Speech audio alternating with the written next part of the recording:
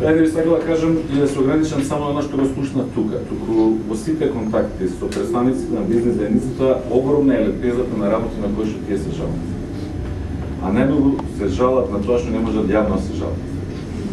Денеска клучен проблем во Македонија е дури и челните луѓе на најголемите компании да се плашат јавно да соопштат со кој проблем од страна на државата се соочуваат, затоа што овде им се заканува посета од некакви инспекции, пријави, казни и така натаму. Ако тој страф не се победи, се друго е џабе. Значи, мислам дека е тоа првиот чекор. Во една нормална земја, политиката води сметка и се плаши од бизнисот. Ние, за жал, немаме нормална ситуација. Денес, тие што го создаваат, што ја создаваат новата вредност во оваа држава, која што треба да бидат локомотивата за да повлече целата држава напред. Значи, стопанството и стопанствениците се плашат дури и да проговорат, а камоли да побараат решение на своите проблеми. Инаку, ако почнам да набројувам кои се тешкоти се наидува во сферата на стопанството, мислам дека им треба најмалку еден час. Ева дел од нова стратегија, ова дел од стратегијата, која што од самиот почеток го поставена во Социјалдемократскиот сојуз, а тоа е дека од една страна наша задача, како и на секоја друга опозициона партија, јавно да ја раскринкуваме погрешната политика на актуелната власт по сите сфери, значи аномалиите, грешките, лошите политики треба да се разобличат и на јавноста да се соопшти. Ние тоа го правиме во парламентот, го правиме во јавноста, преку медиумите, го правиме на крај краишта и со овие протести, со овие митинзи и слично. Меѓутоа тоа не е доволно.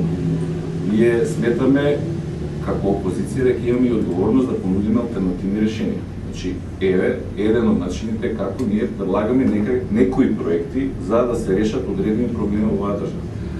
Вообичаено е тоа да се прави во предизборен период. Значи, таквите намери да се соопштат во предизборна програма. Токму заради безидејноста на актуелната власт, ние се решивме дел од тие идеи, дел од тие проекти да ги соопштуваме и далеко понапред, уште кога не се знае кога ќе бидат следните избори. Значи, тоа се два паралелни процеси и ние продолжиме ги водиме во наредниот период. Пред да излеземе со свој предлог, ние ќе излеземе со своја оценка. Токму целата ситуација со најавата за повикување на кредитни средства, што значи исклучување на некаков аранжман со Меѓународниот монетарен фонд, се најдобар доказ за контрадикторноста и неконзистентноста на економската политика на актуелната власт. Сетете се, вие пренесувавте колку пати имавме прилика да слушнеме изјави од премиерот Груевски, од подпредседателот, порано на сега министр за финансии Ставрески, дека аранжман со Меѓународниот монетарен фонд ќе значи дека владата не е способна сама да ги води економските политики во државата и дека таков аранжман ќе го наруши кредибилитетот на Македонија. И тоа било причина во нивно објаснување зошто не склучува аранжман со ММФ и не повлекува ефтини средства со каматна стапка од 1,5%, туку одеа со еврообврзница и со многу висока камата од 8, 9 или 10%. Денес истите тие луѓе ни велат дека ова е одлична солуција, дека треба да се искористи можноста да се влезе во аранжман со Меѓународниот монетарен фонд, што значи де факто поклюкуваат се она што само до пред неколку месеци имавме прилика да го слушнеме од една страна.